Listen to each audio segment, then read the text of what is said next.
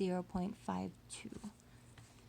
0.52. And so to solve for the angle A, that is equal to the inverse sine of whatever that quantity is.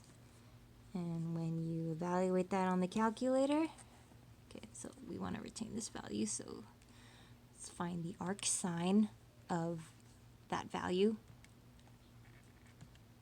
And that is equal to, or approximately, 31.42. 31.42, and this is degrees. Yeah. All right, so we did that. Now we have to find angle C, and since we already have angle B and angle A, since we have two sides, or two angles of the triangle, we can find the third one. So finding angle C. So again, angle A plus angle B plus angle C always adds up to 180 no matter what. So angle A is 31.42 degrees plus angle B was 20 degrees plus angle C, which we don't know yet, is equal to 180. So when you solve for angle C,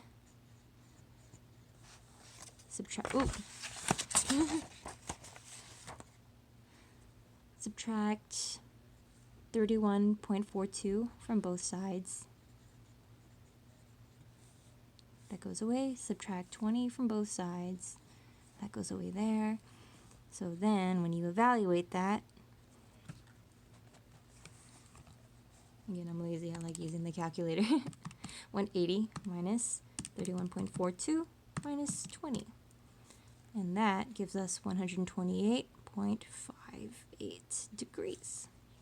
So that is our angle C. So let's go ahead and write down our solution. Therefore, side B is approximately equal to 6.56 millimeters. Angle A is approximately 31.42 degrees. Angle C is approximately 128.58 degrees. And again, let's go ahead and verify that using that law of sines. Let's verify. So sine of angle A, so we want to make sure that this still holds true because of that weird wonky thing that goes on sometimes when you use law of sines. You want to make sure that it is correct. Okay. So sine of A, so sine of angle A, 31.42, divided by A,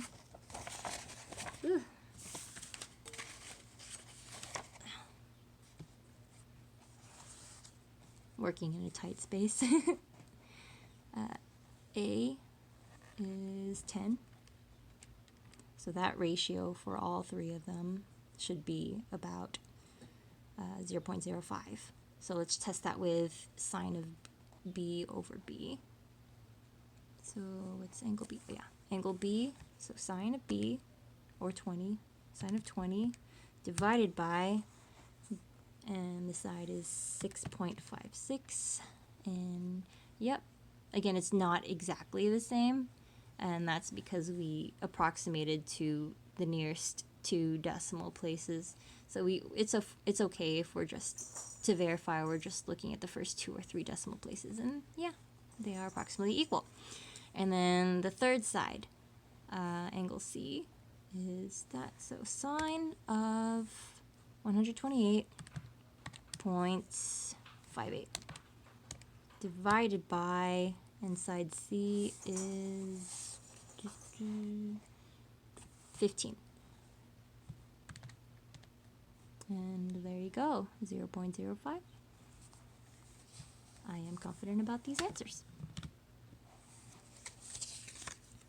Okay, so for the rest of the problems, it's pretty much the same. It's just being creative about which one of these you want to use that best fits the situation. And in reality, you could really use either one of these, whether it's this format or the alternate formula. But one would maybe take a little longer because you'd have to do some algebraic manipulation. Okay, so I'm going to go ahead and I'm going to go jump to the Heron's formula. And this is just another neat way to find the area of a triangle, especially when you don't know the exact altitude of the triangle. Let's look at...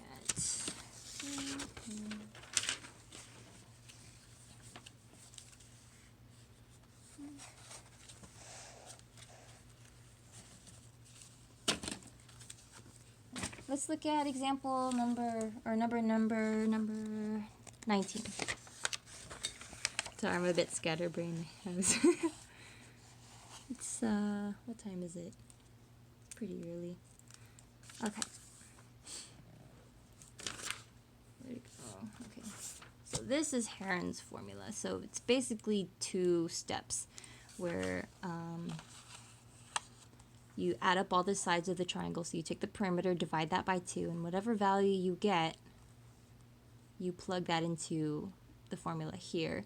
And then A, B, and C, of course, are the lengths of the sides. So let's see an example of that. So on number 19 on your homework, it was... side A is 75.4. Side B is equal to 52, and side C is equal to 52. Okay, so we have two sides that are the same, so that would be an isosceles triangle. Don't really have to draw a triangle here, since we're just dealing with sides, not angles anymore. But you can if you want to. Okay, there we go. So using this formula, first step, find S. S is equal to A plus B plus C divided by 2. So the perimeter of the triangle divided by 2. So that is 75.4 plus 52 plus 52 divided by 2.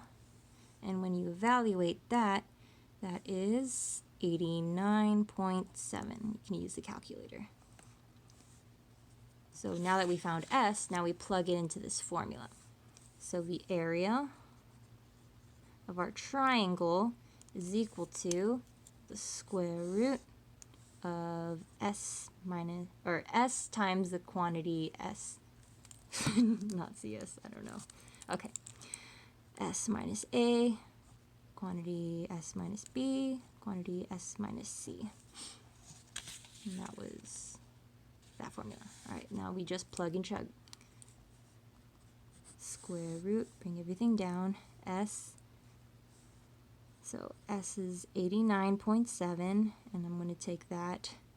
This is 89.7 minus A, which is 75.4. 89.7 minus, and then B is 52. Times the quantity 89.7 minus C, which is 52 again. Alright, and then you just take that, plug it into the calculator, and you should get approximately 1,350.22. And since they didn't really give us the units, I'm just going to say units squared. And that is the area of that particular triangle with those sides.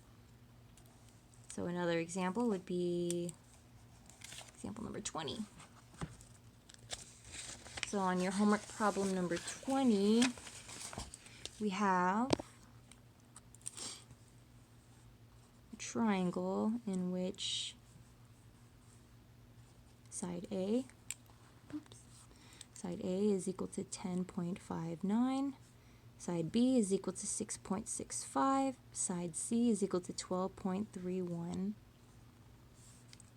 So again, first we find S.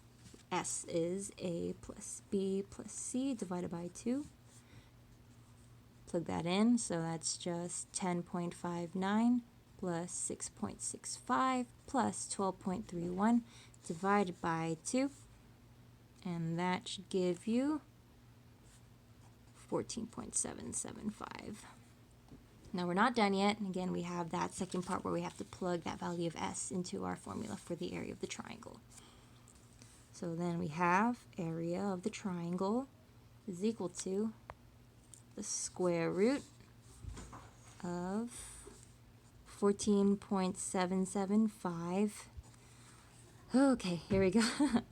So 14.775 minus 10.59 is 4.185.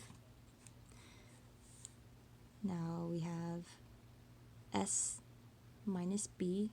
So S is 14.775 minus 6.65. That should give us 8.125. Now I evaluated these on the calculator beforehand. I'm not a genius. Next is 14.775 minus C, which is 12.31. That should give us 2.465. And when you evaluate that, that is approximately equal to 35.19. Again, they don't give us the units, so I'm just going to say units squared. If it was meters, I would say meters squared. If it was inches, I would say inches squared, and so on. All right, so I hope this makes sense. Sorry I was a little scatterbrained and all over the place, but hopefully this helps give you some direction on where to go. And again, I'm sending the entirety of the answer sheet with step-by-step solutions to your mom through her Facebook. And if you need that, just ask her.